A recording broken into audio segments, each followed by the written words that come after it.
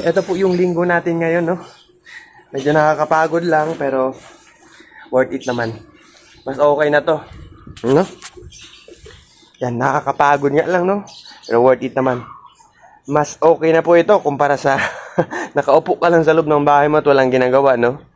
Hindi po kasi tayo sanay na ganyan po yung setup, no? Sanay po yung katawan natin na gumagalaw po lagi at pinagpapawisan. Ewan ko, para akong magkakasakit pag walang ginagawa. Kayo din ba? What? Bro, what are you talking about, man? So ayan po, nilubog na natin yung Ludwigia Mini Red SP natin, no? Ang ganda na, no? Dati naka-immerse lang siya, nakalagay dito. Pero ayan, no? Simula kahapon, nilubog natin. So ang ganda po ng tubo, no? Okay. Yan, magandang araw. So andito po tayo ngayon sa ating backyard farms. Schedule po natin ngayon, no? So dito muna ako sa farm. Lilinisin po natin to dito, no? So sobrang kalat na po, no? Pakunti-kunti lang habang may extra time, no? So ito po ngayon yung schedule natin. I-clear ko po yan dyan. Subukan po natin kung kaya natin tapusin ngayong araw, no? Clear natin to, kunin yung mga kahoy na katambak. Then yung mga ref, i-arrange ng maayos, no? Yan po, no? So napakakalat, no? Binawasan pa po natin konti. Pero marami-rami pa po yung kukunin. So meron yan po dyan curve na 2 pad. Balak po natin yan dyan. Lagyan na lang ng itong mga clay, yung galot po, no? Ilagay natin dyan para hindi na po natin yan aalisin. At the same time, tataniman po natin ng mga aquatic plants. Okay? Malinis na natin, no? Konti pa lang. Marami na tayong naalis, pero parang konti pa lang yung nalinis, no? Okay, time check. 9:49. So non-stop po tayo, no? Pero ang tagal linisin. Ayan po, makikita nyo. Okay. Ito na po yung pond, nakikita na, no? Yun po yung isa. Lilinisin pa natin. Grabe yung, yung ugat na tumubo dito ng mga damo. Ayan, no? Ayan. Grabe ang kapal, no? Ayan. Sige lang, so matatapos natin to. Ito ay tatapon natin yan dun sa labas. Sobrang init na po. Ayan. Okay, natanggal na natin yung ibang mga dumi, no? So, ang dami pa po pala yung mga malilit na nyug sa ilalim. Tinamba ko pala to dito dati. So, ngayon kinukuha po natin. Tapos yung mga nakasako po ng mga clay, mga galot, ipapatag natin dyan kung ilan yung pagkakasyan. Sobrang init na. Mag-12 na po, no? So, pagod. Ayan. Okay lang po. Okay, so tanghaling tapat, no? So bali doon. So na-clear na po natin, no? Okay, so nalagyan na po natin doon ng mga clay, no? Yung galot natin. Okay, so babasain natin yan mamaya. Tapos i-compact natin, no? So habang naghihintay, habang pinapasettle natin yung lupa doon. So dito naman, binaba na natin. Nakikita nyo, binaba natin yung mga Corimbosa at saka Bacopa Monnieri, no? Andito yan, 1, 2, 3. Okay, so nilagay natin dito. Okay, para malinisan to. Okay, malagyan natin ng mga bagong tubig na stock natin, no? Okay, so ito po yung gagawin natin ngayon. So ayan po, nilubog na natin yung Ludwigia Mini Red SP natin, no?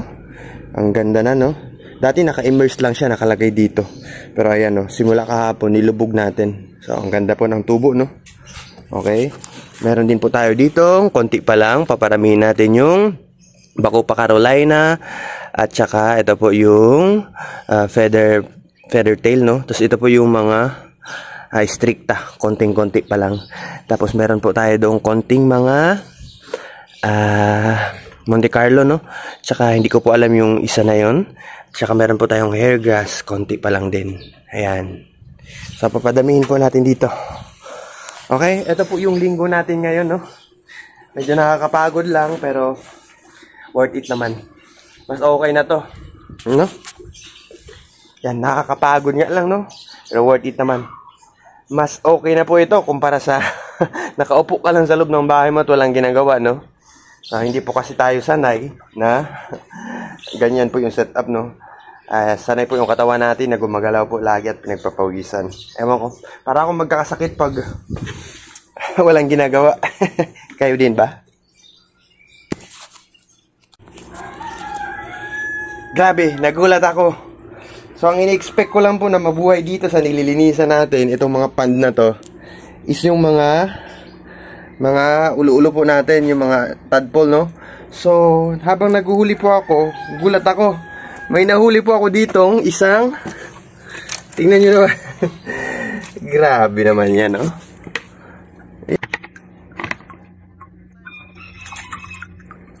Ayan, so meron pa po tayo ditong dwarf na polar parrot or dwarf convex cichlids, no?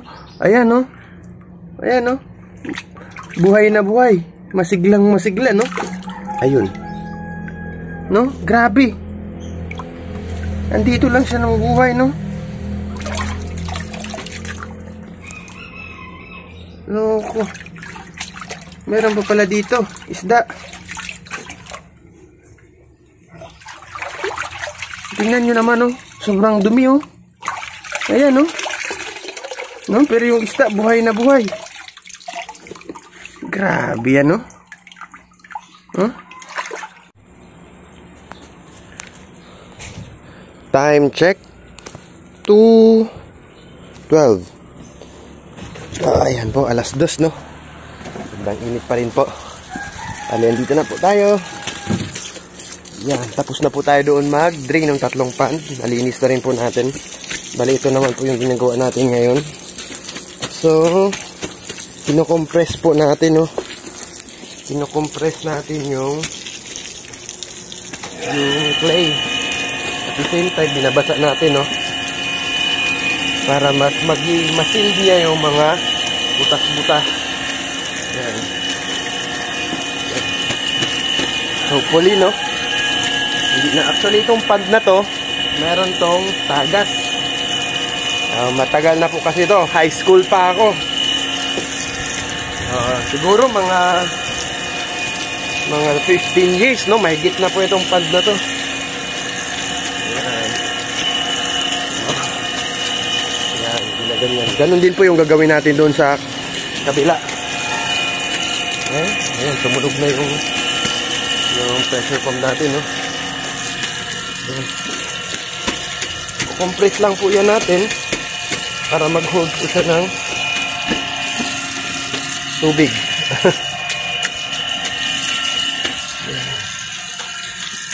Tapos, pag naroon na siyang tubig, pwede na natin taniman ng mga aquatic plants natin, no?